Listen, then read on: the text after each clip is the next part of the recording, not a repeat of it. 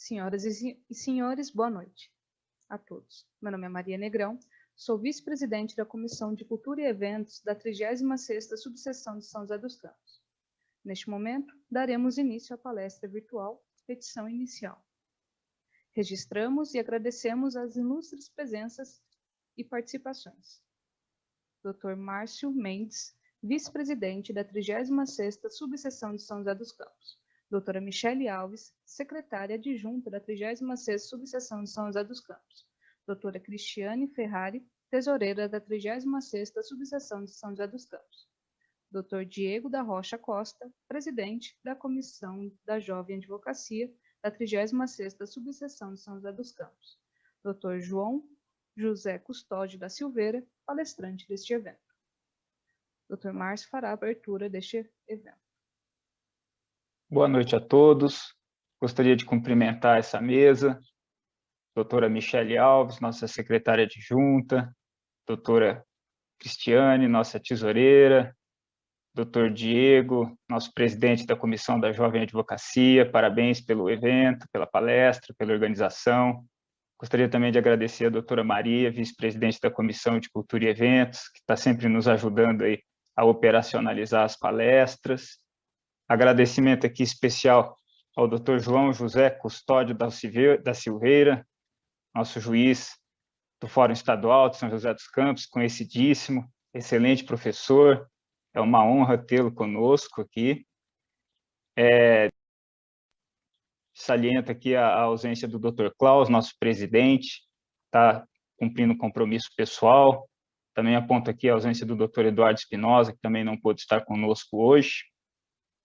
E o tema é muito pertinente, petição inicial, para os jovens advogados, para quem está iniciando agora, é de suma importância, são várias dicas importantíssimas que o doutor João José vai dar, vale a pena, e são ensinamentos que a gente leva para qualquer área, trabalhista, civil, tributário, e leva-se para a vida inteira.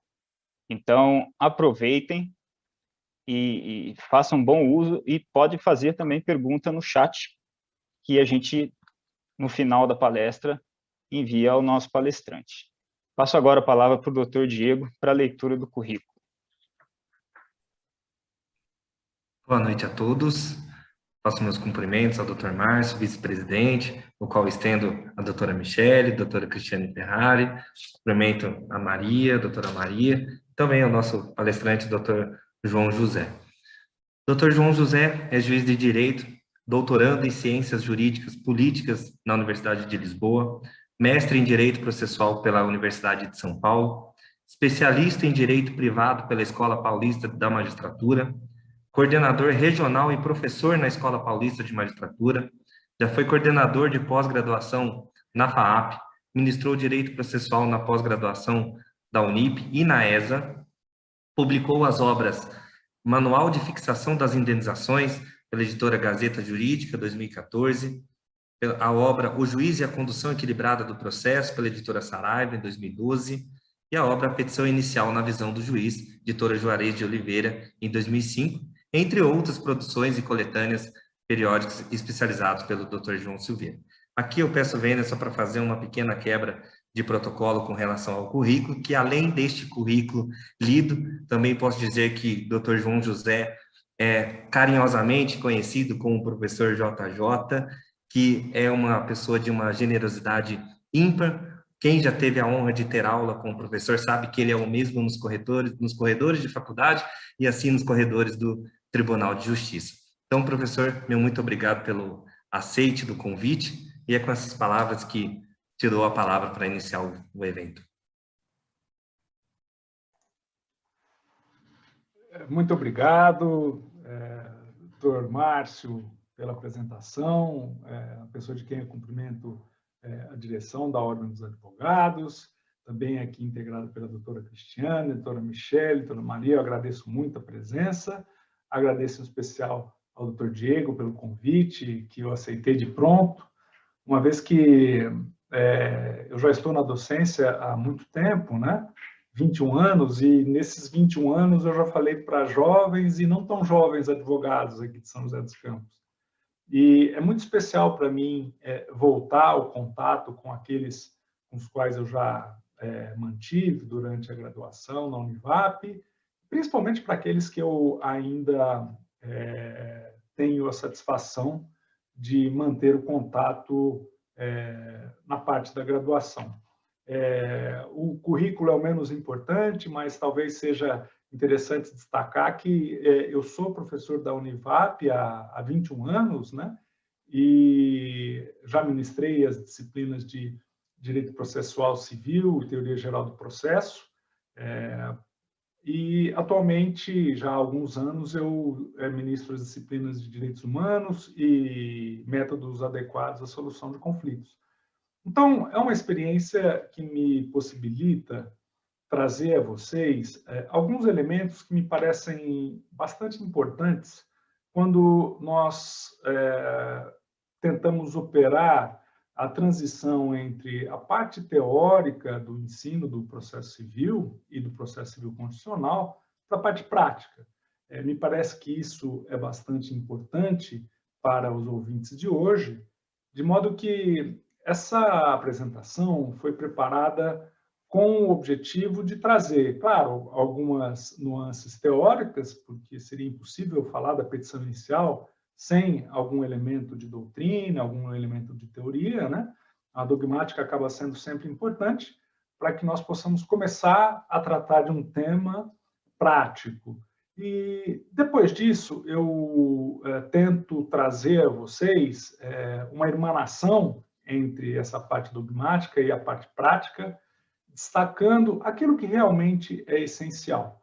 Então, para aqueles que estudam, para aqueles que estão se dedicando à preparação para concursos públicos ou para o próprio exame da OAB, é interessante essa parte dogmática, mas é importante que nós saibamos que as bancas de concurso público e as bancas do exame da OAB são compostas por profissionais de longa experiência prática e que trarão essas questões, principalmente numa segunda fase, numa terceira fase, no caso de concursos públicos, sob um prisma prático. Então, não vai adiantar muito nós termos aí uma preparação eminentemente teórica sem um conteúdo prático.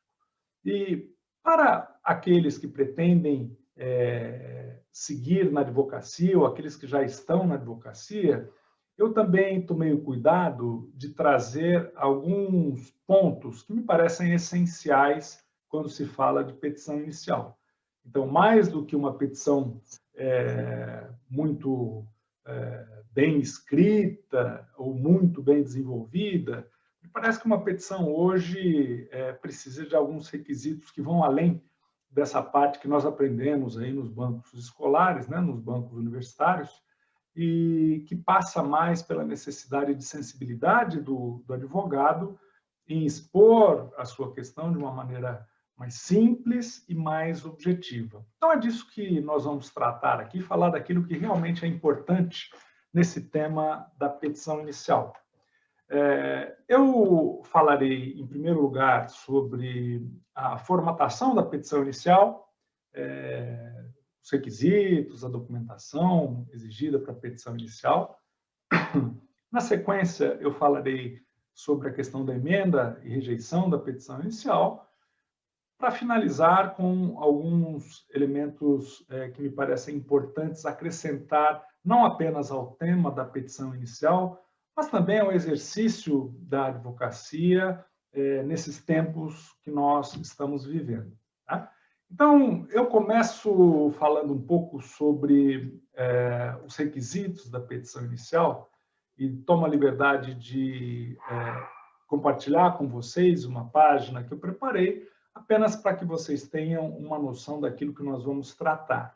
Então, antes de começar a abordar um tema, eu exponho o nosso roteiro e depois passo a tratar dos tópicos de maneira pormenorizada. Este material eu vou deixar disponível na OAB e também na minha página pessoal, cujo endereço eu vou fornecer ao final, para aqueles que tiverem interesse em adotá-lo como algum roteiro de estudo ou algo parecido. Então, nesse primeiro momento, eu vou abordar um pouquinho sobre os requisitos da petição inicial, né? Aqueles lá do artigo 319, que, em boa verdade, pouco acrescentaram aos requisitos que eram exigidos até então pela codificação de 73. Então, vale lembrar, claro, que nós estamos pautados unicamente pelo Código de 2015, Código de Processo Civil de 2015, que entrou em vigor um ano depois, mas, lembrando a vocês, e principalmente aqueles que já têm alguma experiência maior, que esses requisitos foram basicamente repetidos do código anterior, com alguns acréscimos que eu farei constar aqui nessa exposição. Então, iniciando pelos requisitos, né? Porque eu vou deixar de lado aqui uma conceituação, uma definição mais teórica sobre a petição inicial, como ato formal das partes, etc., etc., e vou passar logo aos requisitos e à documentação, que acho que isso é o que interessa mais a vocês. De todo modo, para quem se interessar por um conteúdo mais aprofundado da petição inicial, eu, ao final, deixarei o endereço da página em que eu deixei à disposição um livro que eu escrevi, foi o primeiro livro que eu publiquei sobre petição inicial, ainda que esteja baseado no código anterior, porque ele precede a reforma de 2015, mas tem ali todos os elementos teóricos que vocês entenderem necessários para o aprofundamento dogmático sobre a petição inicial. Hoje aqui nós vamos trabalhar de uma maneira um pouco mais prática. Tá? Falando dos requisitos da petição inicial, imaginem que o desenho básico inicie-se pelo endereçamento, né? O endereçamento da petição inicial, com apontamento do juiz ou tribunal ao qual será enviada. O código fala em juiz ou tribunal, porque algumas ações têm competência originária nos tribunais, como no Tribunal de Justiça, ou mesmo nos tribunais superiores, e por isso, nesse caso, o endereçamento seria para o tribunal. Com relação ao juiz, lembrando sempre que o endereçamento não é para a pessoa física do juiz, né? E sim, mais precisamente, para o juízo. Então, nós temos esse como um requisito inicial, e esse requisito é importante e merece alguma atenção, não porque a sua falta ou o seu equívoco redundará no indeferimento da petição inicial, mas o problema está na morosidade que eu posso trazer ao meu processo com uma indicação errônea.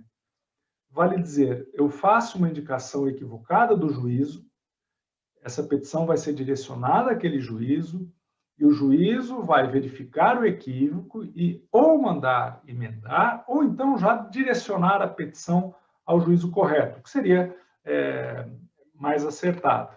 O problema é que isso demanda tempo. É uma tramitação burocrática que eu posso evitar por meio de um apuro melhor no endereçamento da petição inicial. Como vocês devem saber, o endereçamento parte das regras de competência que nós temos no Código de Processo Civil. Então, ali no capítulo sobre a competência, é que nós vamos encontrar qual o juízo competente ou qual o foro competente, né, no caso de haver um juízo único, qual for o competente para o conhecimento da minha petição inicial. Além disso, eu tenho que, após o endereçamento, imediatamente qualificar e indicar as partes, né, tanto o autor quanto o réu.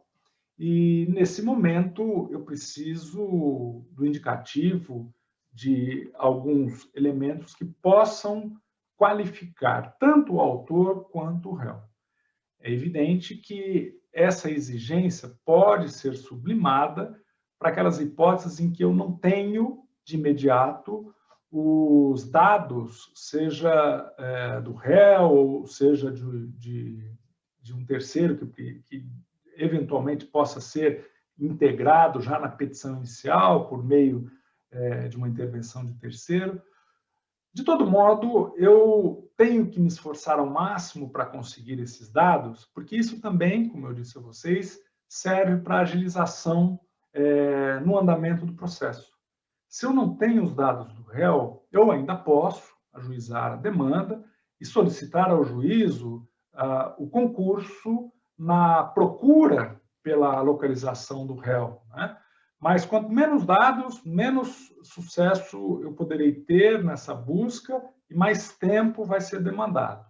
Então, é importante que nós façamos uma qualificação apurada do réu, tanto quanto possível, e com relação à indicação de dados como RG e CPF, embora eles não sejam solicitados pelo código, eu acho importante, se for possível, colocar. Se não for possível, não há problema algum, mas se for possível, para evitar a questão de homônimos, né? Então, o apontamento de RG e CPF acaba sendo importante para evitar algum tipo de citação errônea de homônimo, ou até mesmo da distribuição de uma ação executiva, por exemplo, em que termina o réu sendo incluído em um rol, né? E pode reclamar desse ajuizamento que foi feito de maneira errônea contra a sua pessoa. Então, se houver a possibilidade de incluir RG e CPF na petição, é bastante interessante. Agora já vamos falar sobre a parte que interessa da petição inicial, depois do endereçamento e da qualificação das partes, que diz respeito aos fatos e fundamentos jurídicos do pedido, que nos bancos universitários nós conhecemos por causa de pedir próxima e remota, né? Fatos seriam a fundamentação de base fática daquilo que aconteceu, e os fundamentos jurídicos do pedido, as consequências jurídicas para aqueles fatos. O nosso código adotou, tanto quanto o de 73, a teoria da substanciação, da substancialização, em que se exige não apenas a causa próxima, mas também a remota.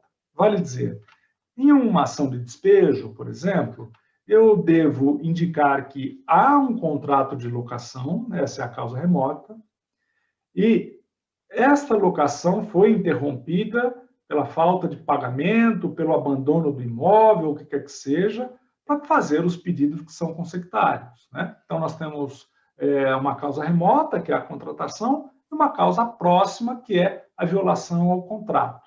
Então, eu preciso colocar esses dois pontos na minha petição inicial.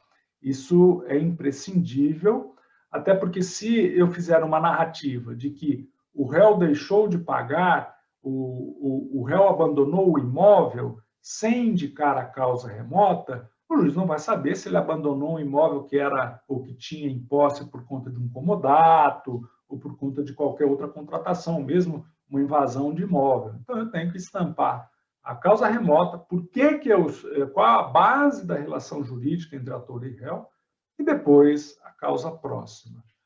Eu faço um adendo aqui, embora isso possa parecer uma questão meramente teórica, mas durante a narrativa da petição inicial, e aqui vai um dado de ordem prática bastante importante, eu preciso ter em conta também que todos aqueles fatos que eu devo submeter para julgamento devem constar da petição inicial. E por quê? Porque nós temos um dispositivo no Código de Processo Civil, que é o artigo 508, que diz o seguinte: transitada em julgado a decisão de mérito, né, considerar-se-ão deduzidas e repelidas todas as alegações e defesas que as partes poderiam trazer aos autos. O que isso significa? E o que eu posso retirar desse artigo 508 do Código de Processo Civil? Que quando uma causa é julgada, reputa-se que tudo aquilo que dizia respeito àquela questão foi alegado pelo autor e contestado pelo réu. Exemplificativamente, se eu vou reclamar de um acidente de trânsito e eu digo que ele ocorreu porque o autor estava, ou o réu estava em alta velocidade, e eu não consigo comprovar este fato, julgado improcedente o pedido e transitado em julgada essa sentença, eu posso tentar uma nova ação dizendo, olha, mas ele estava embriagado e passou no sinal vermelho. por isso ocorreu o acidente.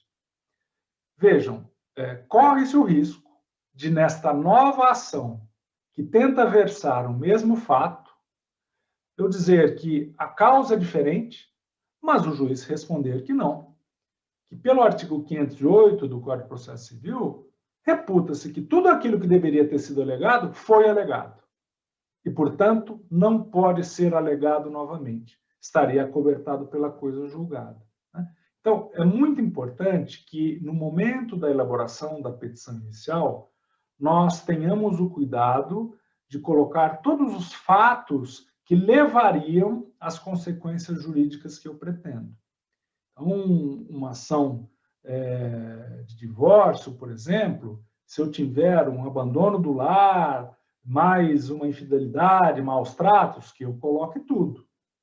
Porque se eu coloco um desses fatos e, posteriormente, eu digo que aquele tempo também existia outro fato, há a possibilidade de que haja uma sentença dizendo que, olha, você não pode alegar questões que já existiam naquela época, porque se presume que tudo foi alegado naquele momento. Então, é um cuidado. Eu não digo que isso vá acontecer, pode haver uma interpretação mais elástica, mas é um cuidado que é importante no momento da exposição de narrativa da causa de pedido. Tá? Sobre o pedido e as especificações, eu falo um pouquinho adiante, porque eu vou separar um tópico específico para ele, porque há algumas particularidades do pedido, tá? E eu falo já dos meios de prova. Repetindo, talvez, um equívoco do código anterior, ainda se exige, como requisito da petição inicial, a indicação dos meios de prova. Veja, como o advogado do autor vai indicar as provas que ele pretende produzir, se ele não sabe qual o teor da contestação, ou mesmo se haverá a defesa do réu? Então, eu não tenho condições de saber se eu vou precisar de uma prova testemunhal sem antes saber o que o réu vai controverter.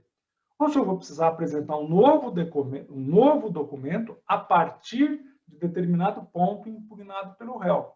Então, é fictício exigir do autor que ele indique quais as provas ou os meios de prova que ele pretende produzir. Isso ele só vai saber depois da contestação do réu, se houver, porque pode não haver, e sendo questão de fato, a revelia vai tornar presumidamente verdadeiro aquilo que foi dito pelo autor. De toda forma, está lá como requisito, e eu sempre falo que a gente tem que eliminar a burocracia, e alguns juízes são burocratas, e eles vão dizer, olha, você não especificou os meios de prova. E aí você vai ter que falar assim, bom, eu pretendo provar por documentos, testemunhas, perícias e mais o que for necessário. Então, já para evitar esse encontro burocrático, coloca lá na petição, ou deixa no modelinho, né? A gente já deixa no modelinho, finalzinho, pretende provar por todos os meios. Então, pronto, esse requisito está cumprido. Tá? Eu só faço um alerta. Na ação de embargos de terceiro, aí sim exige-se, já na petição inicial, o oferecimento de documentos e rol de testemunhas. Tá? Então, aquilo que acontecia no procedimento sumário, né, do código anterior, que eu tinha que arrolar as testemunhas já na inicial, eu tenho na ação de embargo de terceiro. Isso quer dizer que, nesse tipo de demanda, minha petição inicial tem que tomar esse cuidado. Então, ela tem que trazer os documentos e dizer, quero provar por testemunhas, as testemunhas são essas. Bom? Então, apenas essa exceção que deve ser observada com relação a esse requisito dos meios de prova, na ação de embargos de terceiro, é interessante que o autor, se pretender produzir prova testemunhal, já deixe isso antecipado desde a petição inicial. Tá? O valor da causa, que vocês encontrarão diretivas a partir do artigo 292 do Código de Processo Civil, sabemos que ele deverá ser certo, ainda que eu não tenha um benefício econômico palpável. Isso quer dizer que eu preciso atribuir um valor à causa. Tá? Lá vocês vão encontrar também algumas diretivas dizendo, olha, se eu não tiver um valor economicamente aferível de imediato, eu vou estimar um valor para a causa, que é isso que acontece normalmente. Numa ação de interdição, por exemplo, eu não tenho um benefício econômico que eu possa imediatamente aferir e explicar ao juiz. Não vai ser feito por estimativa, os advogados costumam colocar R$1.000, R$2.000, basicamente funciona dessa forma. Eu só chamo a atenção de vocês para o seguinte, pensem nos honorários. Tá? Às vezes eu vou pagar um recolhimento de custas bem baixo, então eu vou colocar um valor da causa baixo, porque aí fica mais em conta para o meu cliente. Né? Corre-se o risco de, no momento da sentença, o juiz fixar a remuneração do advogado com base no valor da causa. Se você deu R$1.000, ele dá 10%, são R$100. Né? Então, tomar esse cuidado para, no momento de estimativa do valor da causa, colocar um valor ou uma estimativa bastante razoável. Eu faço só um adendo aqui para as ações de dano moral, tá? Que nós vamos falar, inclusive, quando tratar do pedido, lembrando que existe, já no Código de Processo Civil, e não existia no anterior, a determinação de que nas ações indenizatórias, inclusive fundadas em reparação por dano moral, eu tenho que estipular o valor pretendido. Então, se eu quero danos morais correspondentes a R$10.000, eu tenho que colocar o valor da causa R$10.000. Se eu quiser R$100.000, o valor da causa será de R$100.000. Então, aquilo que se fazia anteriormente, olha, eu atribuo o valor da indenização ao prudente arbítrio do juiz e depois coloco um valor da causa muito baixo, isso não pode acontecer mais. Tá? Sob pena do juiz até entender que se você colocou R$1.000 de valor da causa, é mais ou menos aquilo que você pretende a título de danos morais. E finalizando essa parte dos requisitos, eu gostaria de acrescentar um tópico que foi inserido, não existia na codificação anterior, e diz respeito sobre a opção pela realização ou não de uma audiência inicial autocompositiva. Então, agora, na petição inicial, o autor pode inserir ao final se ele deseja ou não deseja a realização dessa audiência inicial de tentativa de composição. Quando ele não diz nada, presume-se que ele tem interesse. Apenas se ele negar este interesse, é que essa audiência poderá não ser realizada. Mas por que eu digo poderá? Porque mesmo que o autor, na petição inicial, diga não tenho interesse, o juiz, segundo a codificação processual, vai marcar esta audiência, determinar a citação do réu, e apenas na circunstância do réu oferecer um pedido anterior à audiência, dizendo que também não quer a audiência, é que o juiz cancela essa audiência. Tá? Para o réu fazer isso, ou ele realmente tem um problema muito sério com o autor, ele não quer ver a cara do autor, ou ele não tem justificativa para fazê-lo. E eu digo por quê? O prazo para a resposta do réu começa a contar da audiência em que eventualmente não se conseguiu o acordo. Se o advogado do réu diz 10 dias antes da audiência, olha, não queremos participar, começa a contar dali o prazo para a resposta. Isso quer dizer que o advogado está antecipando um prazo que ele teria para a resposta em, no mínimo, 25 dias. Né? Não sei se isso é interessante estrategicamente para o advogado do réu. Tem que pensar bastante. Fora essa parte, uma parte de estratégia na advocacia, me parece que é muito interessante nós tentarmos mudar um pouquinho a mentalidade com relação a pensar que essa audiência acaba sendo algo despropositado, algo que possa atrasar o processo. Não é assim. Eu vou, ao final da exposição, falar um pouquinho sobre essa nova perspectiva de acesso à justiça como uma forma também de conseguir resolver as contendas de uma maneira mais completa, mais profunda, mais rápida até. E me parece que essas audiências iniciais têm o seu propósito nesse sentido. eu excluo apenas situações onde nós sabemos que não vai haver acordo. Então, muito embora o Código de Processo seja mandatário, diga que o juiz designará de maneira imperativa a audiência, me parece certo que o juiz não designe essa audiência em situações onde ele já saiba antecipadamente que não vai haver acordo, né? Numa ação acidentária, por exemplo, não tem sentido o juiz marcar uma audiência prévia de tentativa de conciliação. O INSS, sem o laudo, sem a perícia, não vai fazer um acordo, né? O que o juiz pode fazer é antecipar a perícia e depois marcar essa audiência. Tudo bem.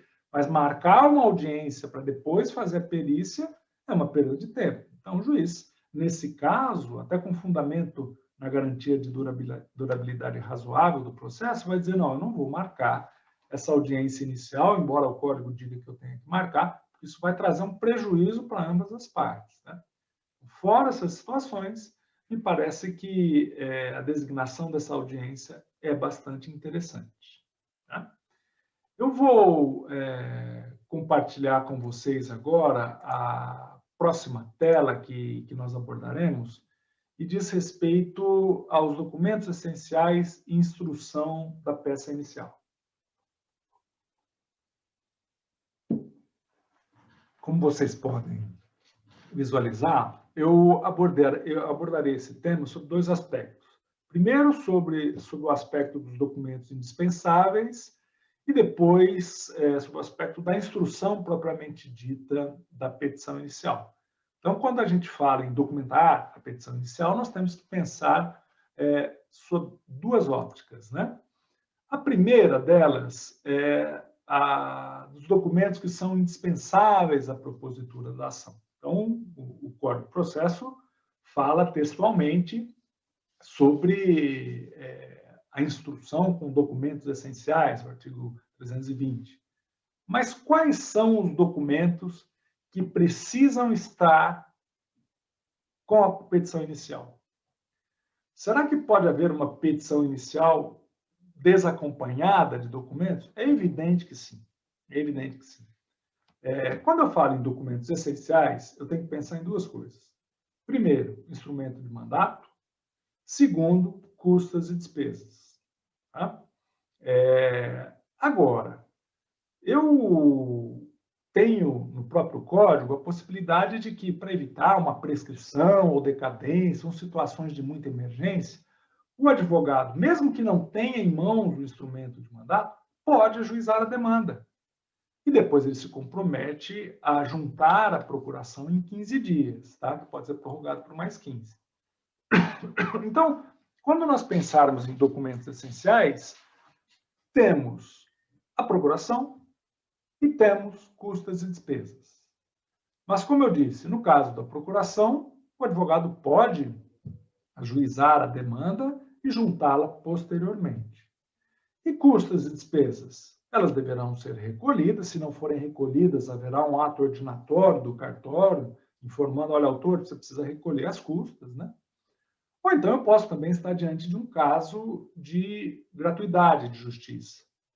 Nessa hipótese, o documento que é essencial passa a ser a declaração de hipossuficiência. Bom? Então, temos, número 1, instrumento de mandato, número 2, o recolhimento das custas e despesas ou uma declaração de hipossuficiência. Eu faço aqui um breve parêntese sobre essa declaração de hipossuficiência no seguinte sentido.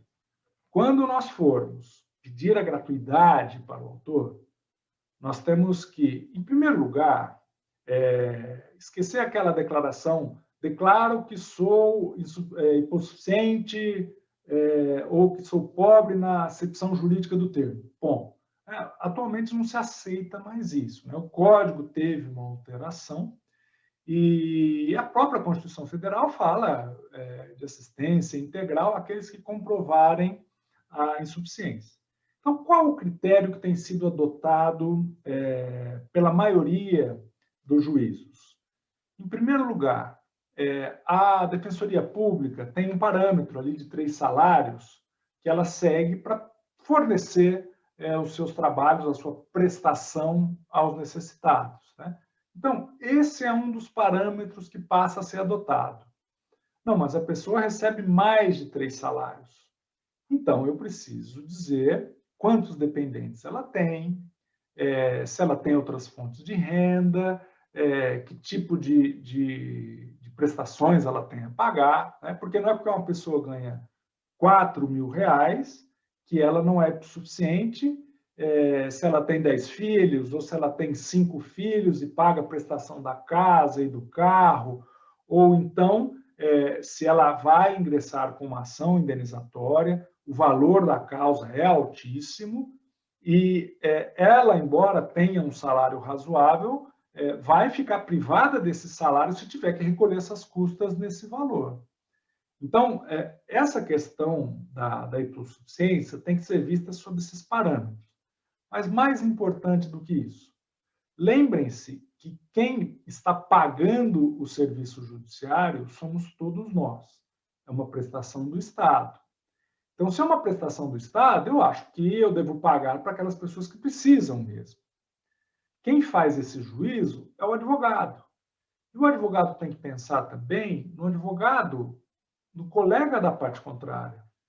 Porque uma vez que eu digo, sabendo que o meu patrocinado tem valores elevados, tem comércios e tal, mas não declara, tem condições financeiras, e eu peço a gratuidade, eu estou subtraindo do advogado, da parte contrária, a possibilidade de uma eventual sucumbência no caso de improcedência do pedido. Então, hoje eu estou na condição de advogado autor, amanhã eu estou na condição de advogado réu. Se todos se pautarem por tentar retirar a sucumbência por meio da gratuidade, isso é prejudicial aos advogados. Então, espera-se que o advogado faça esse juízo. Olha, você tem condições, eu não vou fazer um pedido de gratuidade pelo simples fato de você me dizer que não quer pagar as custas, etc., né?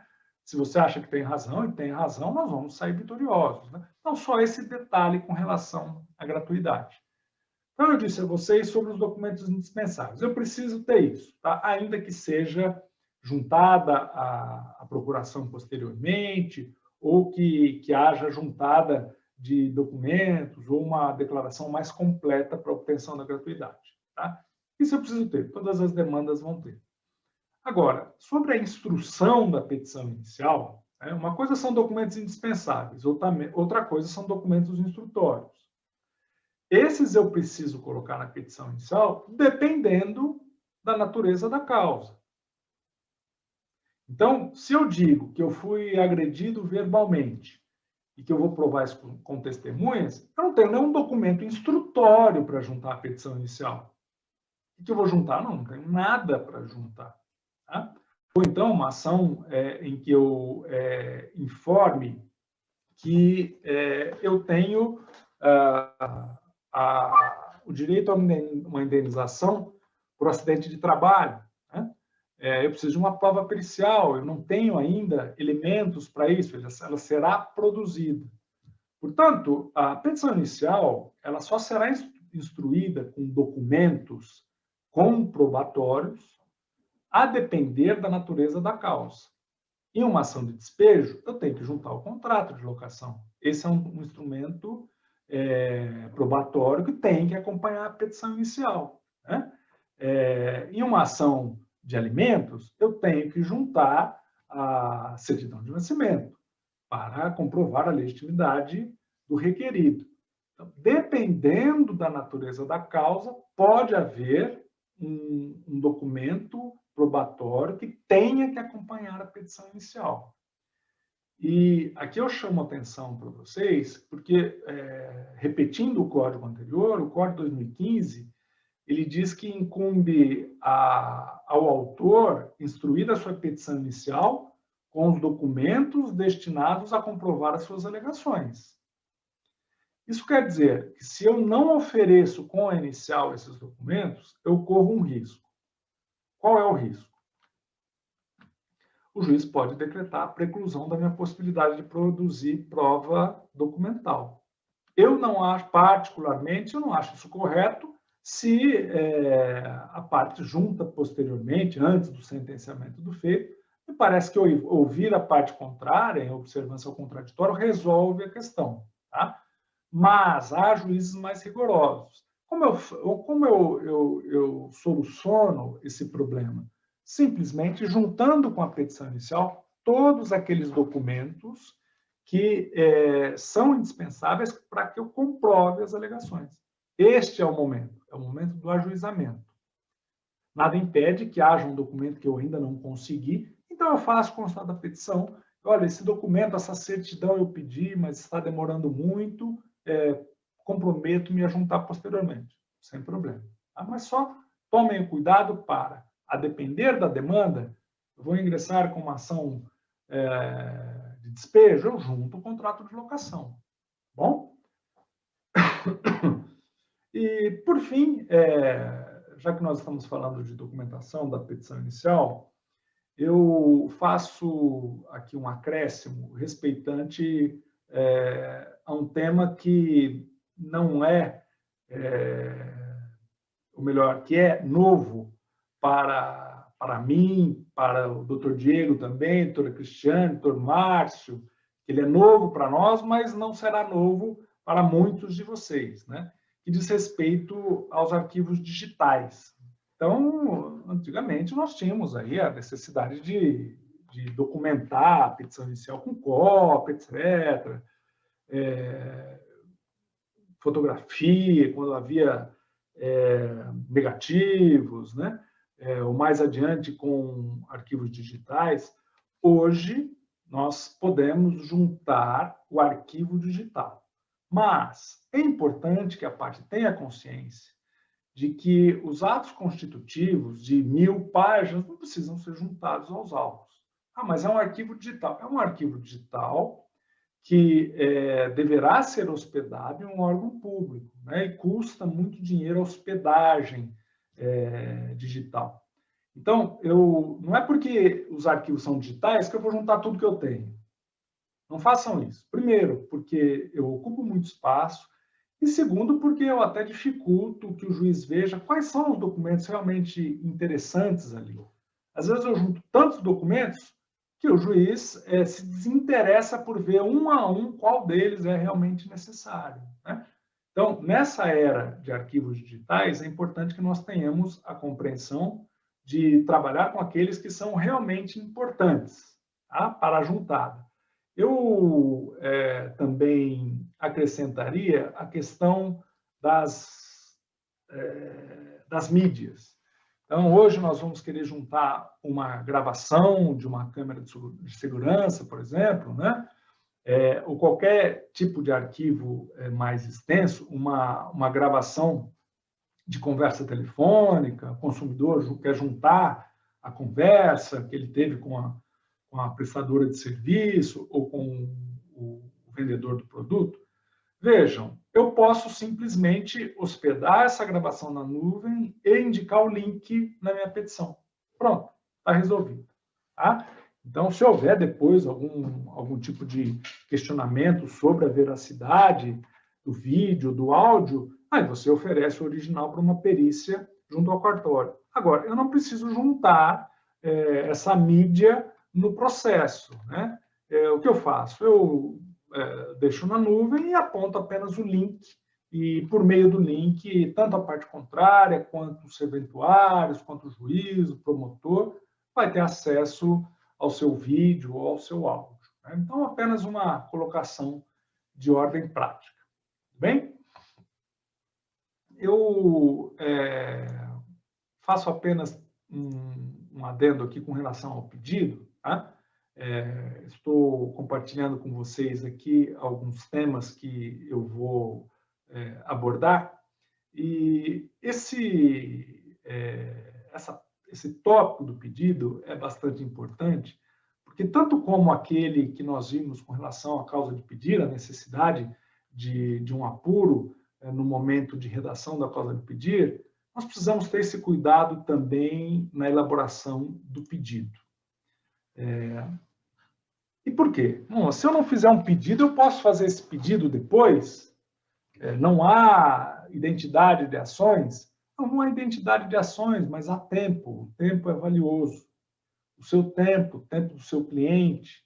Então, se eu posso resolver e pedir o que eu quero em um processo, por que eu vou deixar de incluir um pedido e depois, esqueci daquele pedido e fazer ou ingressar com uma nova demanda? Tá?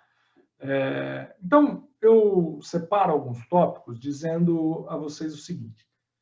Em primeiro lugar, redação do pedido. Ele tem que ser certo e determinado. Né? Certo e determinado diz respeito tanto a caracteres quantitativos quanto qualitativos do pedido. Lembrando sempre daquilo que eu falei sobre um pedido de indenização por danos morais, que ele deve ser certo e determinado tanto quanto um pedido de indenização por danos materiais. Eu preciso indicar qual é o valor que eu pretendo para a minha reparação. A única exceção que nós sabemos, que está catalogado, as exceções são as hipóteses do artigo 324 do CPC, onde nós temos aquelas situações onde eu tive danos, mas os danos ainda não foram estimados. Ou um acidente de trânsito em que eu tive que fazer uma intervenção cirúrgica e terei que fazer outras. Então, eu sei qual o valor que eu tive de prejuízo no momento, mas não sei até onde chegará esse prejuízo. Precisar ser objeto de uma liquidação futura.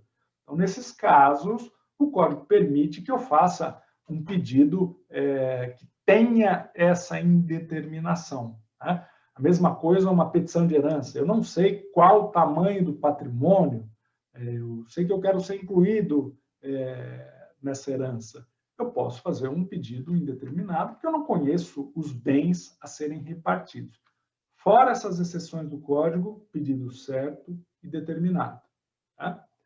Além disso, eu posso ter um pedido simples. Então, eu quero um valor X por conta de um empréstimo que eu fiz. Ponto. Pedido simples. Mas o Código também permite pedidos alternativos, subsidiários, cumulativos, né? E é aqui que eu chamo a atenção para a possibilidade de nós esgotarmos na petição inicial tudo aquilo que eu posso, ou que eu quero obter para o meu cliente. Então, imagine uma situação que é muito comum, diz respeito a litígios de consumo, né? Eu adquiro um produto e verifico que esse produto não funciona. Eu tenho a opção de pedir a rescisão contratual da devolução do valor. Eu também tenho a opção de pedir a troca do produto. Né? Eu posso fazer isso alternativamente. Então, eu digo, causa remota, comprei um produto. Causa próxima, ele não funciona. Pedido, eu quero a rescisão com a devolução do dinheiro ou a troca. Então, o autor dá ao réu a possibilidade de escolher. O autor tanto faz. Se eu receber o dinheiro de volta ou um produto novo, para mim está bom. Isso é um pedido alternativo. Tá? Então, o advogado deixa muito certo ao seu cliente. O que você prefere? Olha, para mim tanto faz. Então, vou pedir os dois de maneira alternativa. Ou então, não, eu quero a rescisão do contrato. Ou eu quero a substituição do produto. Imaginem que o cliente diga, eu quero a substituição do produto em primeiro lugar. Eu só aceito a devolução do valor se não for possível trocar o produto. Eu posso fazer um pedido subsidiário. Então, o autor quer a substituição do produto. Se não for possível, ele quer a devolução do valor. Vejam que aí ele não fornece ao réu a possibilidade de escolher. O réu tem que trocar o produto. Mas o produto foi descontinuado. Aí, neste caso, então, ele devolverá o dinheiro. Tá? O que eu não posso fazer é pedir a rescisão do contrato e mais a troca do produto. Porque aí os pedidos são incompatíveis. Mas eu posso pedir a rescisão do contrato e uma indenização por danos morais, porque aquele produto foi comprado para presentear uma pessoa numa data festiva e o produto não funcionou. Então, eu posso acumular esses dois pedidos, a rescisão contratual e mais uma reparação moral. Tá? Vejam que o Código traz essa possibilidade elástica para o pedido e sempre com o intuito de resolver a questão de uma forma mais completa. Tá? Ele diz também que todos esses pedidos vão ser interpretados de uma forma conjuntural e atenta à boa-fé. Por que o Código traz essa dicção que é nova? Tá? Ela não existia na codificação anterior. Porque nós sabemos que algumas petições, até pela dificuldade de redação, e isso é natural, né? A dificuldade de redação existe, mas nós sabemos que não é só para advogado, né? Há sentenças que alguns advogados não conseguem entender, né? Há uma dificuldade de redação do juiz. Isso é inafastável. Ou um parecer do Ministério Público, ou uma manifestação da Defensoria. Então, isso não é privilégio de ninguém. Agora, imaginem que a petição inicial traga ali um pedido um pouco confuso, né? Mas seja possível o juiz verificar o que ela quer diante do que foi narrado na causa de pedido. Então, nós tínhamos, e imagino que isso diminuiu muito, mas nós tínhamos, no passado, como que eu posso dizer? Uma tendência de alguns juízes a serem muito exigentes nos requisitos da petição inicial, mas não porque eles queriam observar o Código de Processo Civil, e sim porque era uma forma até de indeferir a petição inicial, tá? Terminar o processo, como se isso resolvesse o problema, como se a pessoa estivesse no cargo para resolver processos e não resolver problemas, né? Então, quem assume a função da judicatura está ali para resolver os problemas, não para resolver processos. Mas o que acontecia é que o pedido um pouco confuso era tido como um pedido indeterminado, incerto e justificava uma extinção do processo. Então, o Código diz agora, não, se for possível entender o pedido diante do que foi exposto pela parte, essa interpretação tem que ser conjuntural. O juiz só poderá indeferir a petição inicial se o pedido for incognoscível, se não for possível mesmo entender o pedido após uma determinação de emenda, que fique claro. Tá? Então, esse é um fator que traz mais tranquilidade e acena para os juízes que pensam mais no processo do que no problema, né, que eles devem estar ali com o objetivo de resolver conflitos, né, e não de terminar com o processo. Né? O Código traz essas dicções interessantes, eu abro aqui o parênteses também com relação a decisões surpresa, né? Agora o Código, olha, se você verifica ali um defeito, antes de sentenciar o processo, extinguir o processo, ouça a parte. Você pode estar equivocado, o prazo pode não ter corrido, ela pode não ter perdido o prazo, pode ter havido um feriado no meio, né? Então, o Código traz esses alertas e eles são importantes, né? Para que nós tenhamos, eu sei que aqui há estudantes também que pretendem prestar concursos, né? E nessa eventualidade, é muito importante que vocês tenham essa visão do processo, né? ou da codificação processual. O objetivo é a instrumentalidade, é servir à resolução dos conflitos e não servir ao próprio processo. Nós devemos fazer essa separação. Tá? Por fim, eu adiciono a essa questão do pedido, né, que algumas omissões são irrelevantes, né? Se eu não pedir juros legais, se eu não pedir correção monetária, se eu não pedir verbas da sucumbência, ainda assim o juiz será obrigado a abordar estas questões na sentença, tá? Isso já tinha no Código anterior.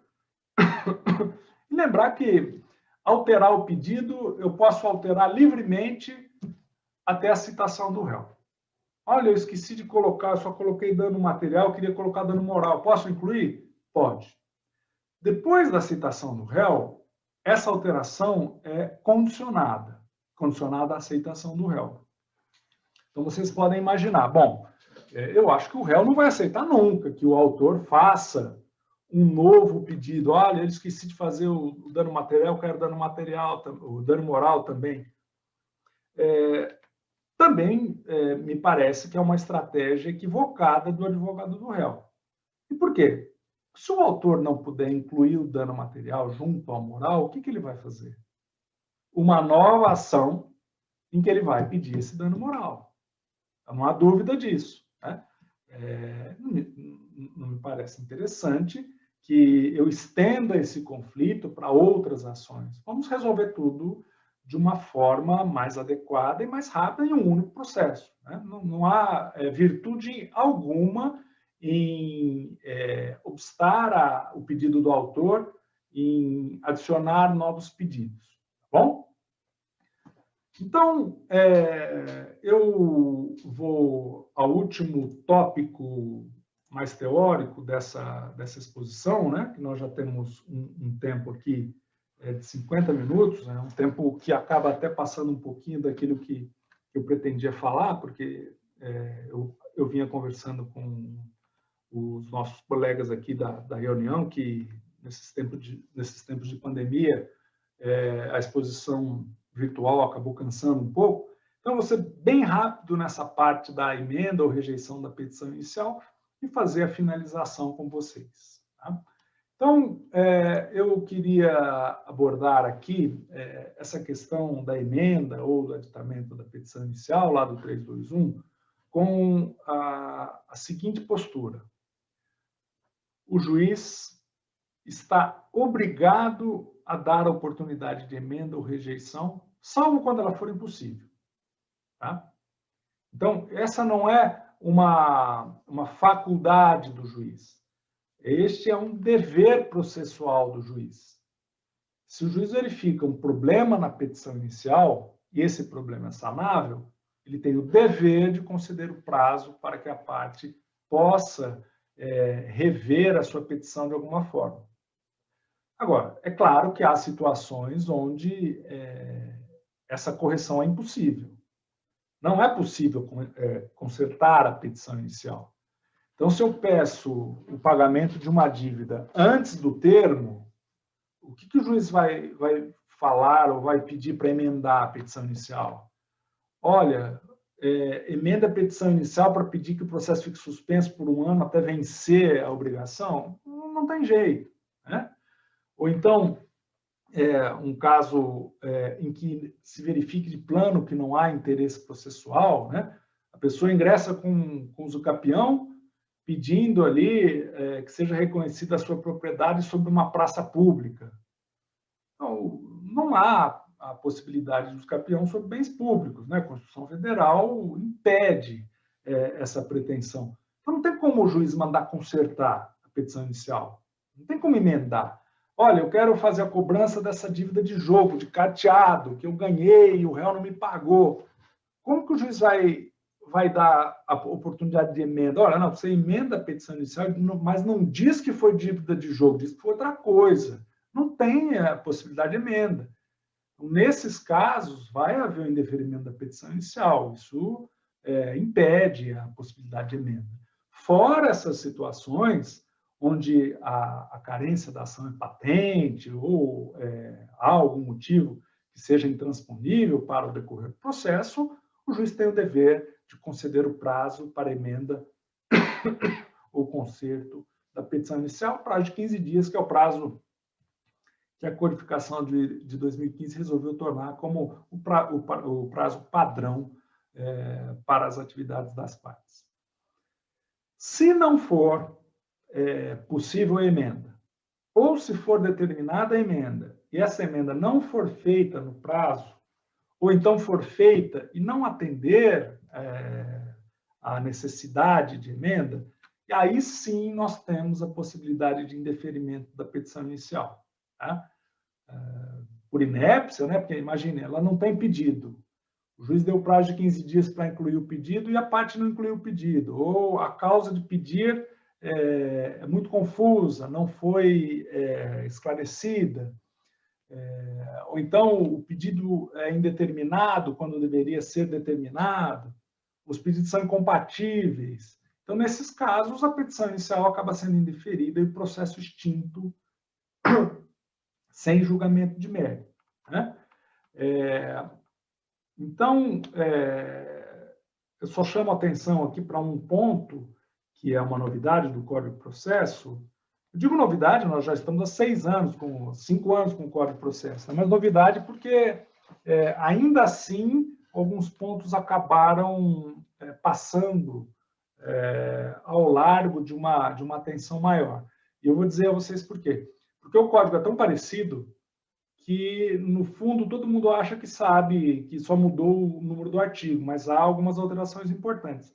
Nesse ponto, por exemplo, as ações de revisão contratual, que são muito comuns, né, elas passam a ter uma nova exigência. A parte tem que especificar na causa de pedir todos os pontos controvertidos para essa revisão contratual. Se ela não fizer isso, a causa de pedir está claudicando, o juiz vai indeferir a petição inicial. Então, dependendo do juiz, ele vai dizer assim, olha, você precisa emendar a sua petição inicial para observar o artigo tal, com a especificação dos pontos, etc. Mas o juiz pode dizer simplesmente, olha, a causa de pedir está deficitária, emende a petição inicial. Você não sabe o que é, a hora que você vier, ele vai dizer, olha, a ação de revisão não tem os pontos controvertidos, não tem os pontos específicos controvertidos na petição. Então, alguns detalhes não podem passar sob pena de nós termos um problema. E essa ação de revisão contratual é muito comum, tá? Então, lembrando que feito o indeferimento da petição inicial, o autor tem duas possibilidades, né? A primeira é esperar o trânsito e refazer a peça com o complemento que era devido, né? E o segundo é recorrer da sentença. Se ele recorrer da sentença, o juiz pode verificar que se equivocou e se retratar, e isso acontece, tá? Olha, eu dei um prazo aqui para você emendar e você não emendou. Está indeferida a petição inicial. Aí vem a parte e comprova que ela fez a emenda dentro do prazo, mas o sistema não juntou no prazo. Isso é muito comum acontecer. Tá? O que o juiz faz? É verdade. Então, eu me retrato dessa extinção. Ele fez a emenda no prazo, eu conheço da emenda e determino o prosseguimento. Então, há essa possibilidade de retratação justamente para isso. Se não houvesse, imagina, o processo tem que ir ao tribunal, para o tribunal reconhecer a falha, para voltar. Então, o juiz pode se retratar nesses casos. Se ele não se retratar, ele vai determinar a citação do réu para apresentar as contrarrazões e vai enviar ao tribunal. Tá bom? Por fim, eu agora termino a exposição com algumas notas sobre pontos que me parecem panorâmicos desse tema, mas, ao mesmo tempo, os essenciais, quando nós falamos de petição inicial e de processo, propriamente dito, principalmente para quem está começando na advocacia. Eu vou trabalhar 3 pontos aqui, e 2 relativos diretamente à petição inicial e um terceiro, talvez, um pouco diverso, mas que também está compreendido nesse nosso objetivo da palestra de hoje. Então, nessas notas finais aqui, eu vou abordar com vocês a questão da concisão da petição inicial, a questão da utilização das imagens na petição inicial, que é algo relativamente novo, tá? Apenas de alguns anos para cá, que se passou a utilizar imagens e gráficos nas petições. E, por fim, um pouco sobre os métodos de solução e a tecnologia, o uso da tecnologia hoje no judiciário. Eu deixo com vocês aqui embaixo o nome da página que eu pretendo trabalhar com vocês, deixando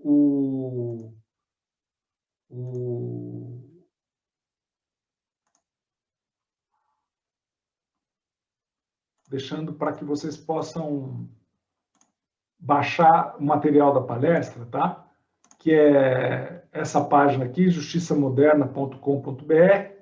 Lá vocês vão encontrar o material da palestra, a gravação da palestra e, mais importante, o próprio livro sobre petição inicial, que, como a edição é anterior ao código, eu deixei na íntegra para que possa ser consultado por quem tiver interesse. Além disso, todos os artigos que foram escritos por mim, eu também deixo lá à disposição.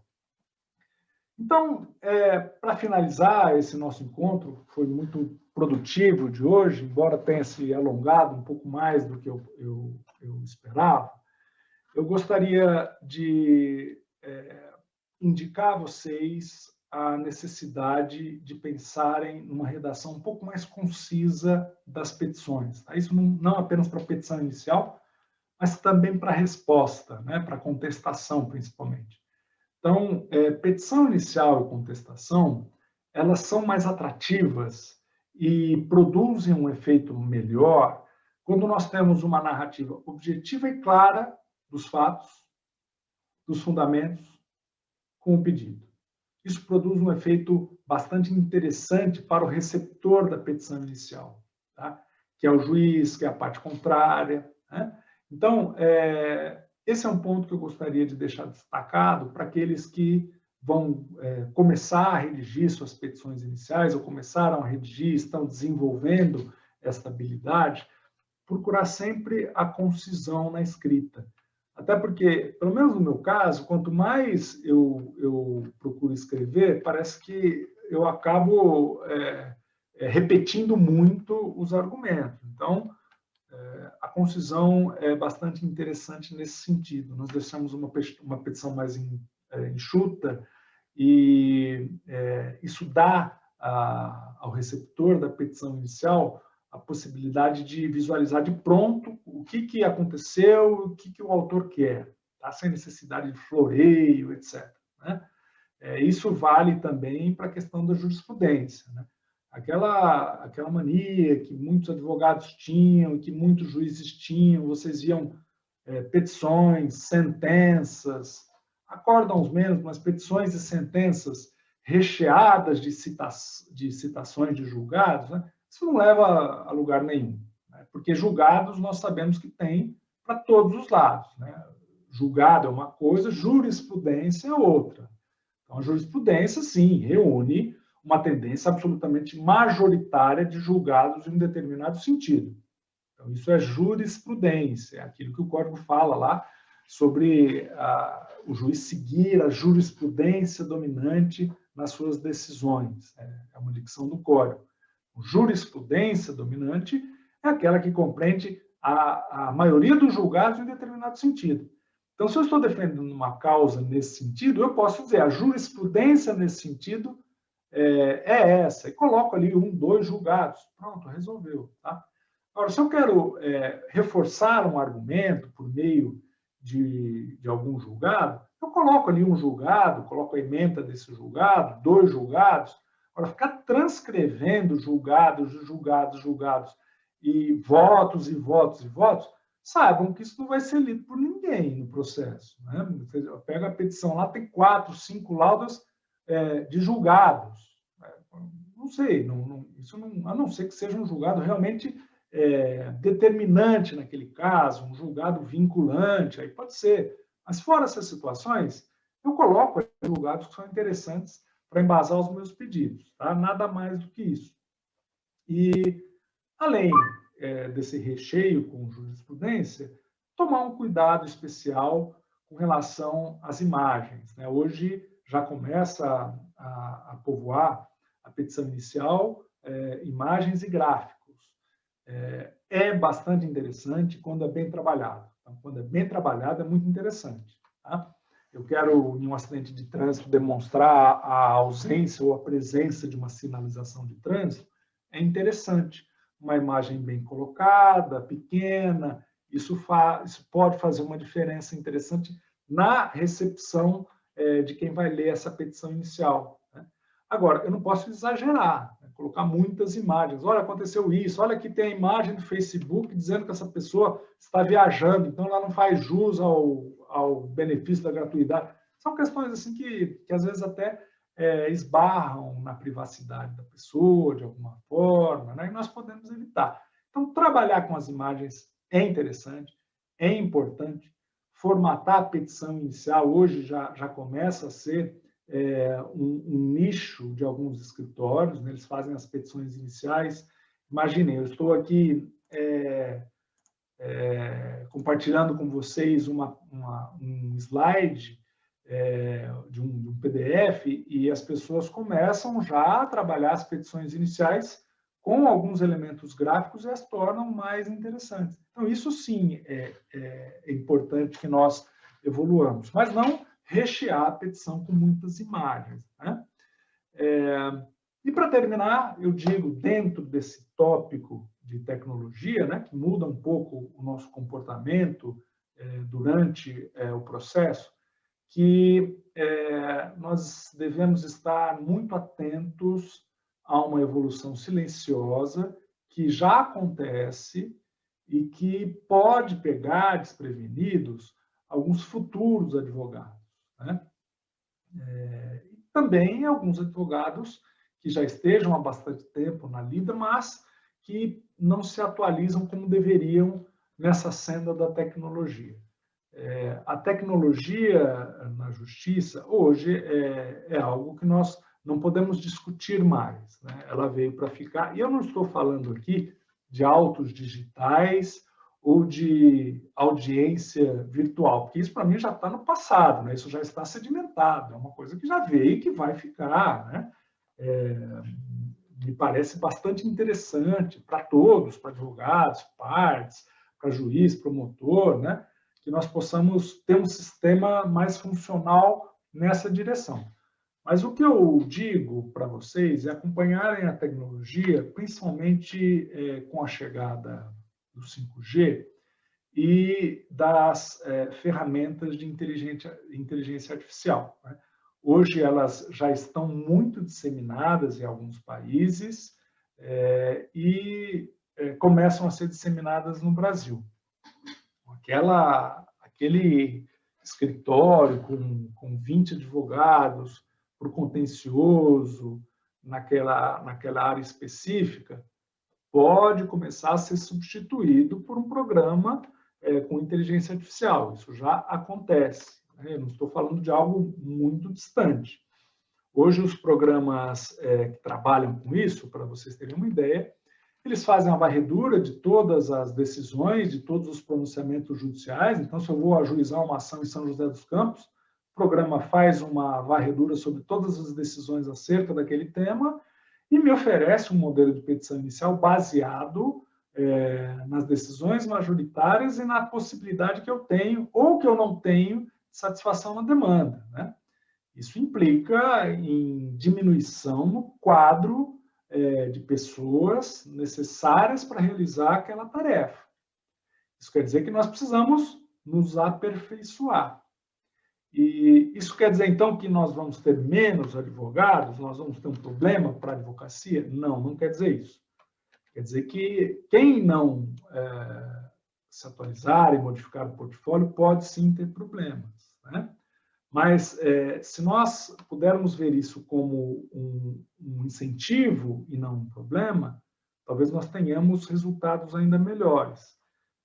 Imagino que, hoje, trabalhar a advocacia preventiva, a advocacia de consultoria, é muito mais interessante do que trabalhar a contenciosa, por esses motivos que eu acabei de dizer. A contenciosa acaba sendo uma loteria cara, morosa, depende da justiça judicial, enquanto a advocacia preventiva, a consultoria, já cresce. O compliance é algo que passa a ser uma realidade no Brasil.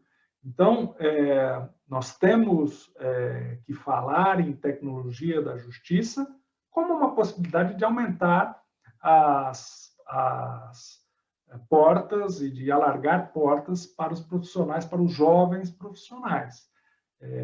Deixo aqui a vocês a indicação de que hoje o ingresso dos métodos alternativos ou adequados de solução de conflitos estão abraçando com muita velocidade a tecnologia. Nós temos muitas e muitas plataformas de arbitragem, mediação, conciliação e outros métodos exclusivamente digitais. Já existe muita gente aqui nós temos na faculdade também professores que trabalham com por exemplo, uma plataforma de arbitragem virtual, e me parece que trabalhar com advocacia preventiva, pensar em cláusulas arbitrais e pensar em plataformas para solução de conflitos seria o ideal para pensar em 5 ou 10 anos à frente. Para aqueles advogados que estão iniciando, não basta ter esse conhecimento técnico que eu trouxe aqui hoje para elaborar uma petição inicial. Eu devo dizer que esse conhecimento vocês têm que utilizar como última instância. Eu não consegui resolver o problema de outra forma, não tem jeito, eu preciso de uma ação judicial. Aí sim, eu vou me dedicar a uma petição inicial.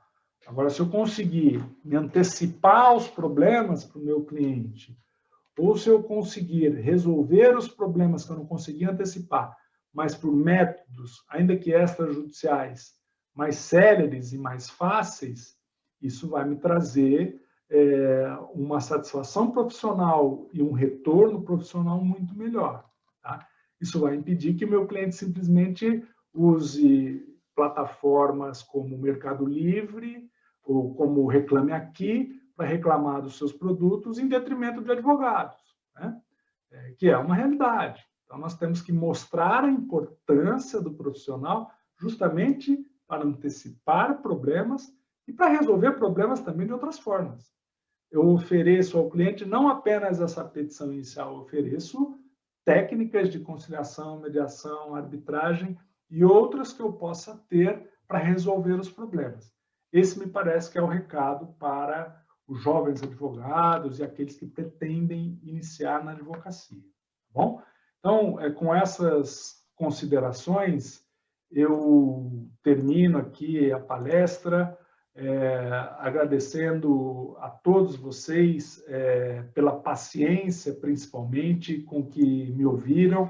Eu acabei me alongando um pouco, esperava falar um pouco mais rápido, mas eu achei por bem inserir alguns temas laterais, que podem parecer laterais, mas que talvez fujam um pouco ao padrão das aulas de petição inicial. Olha, requisito, tem que fazer isso, tem que fazer aquilo.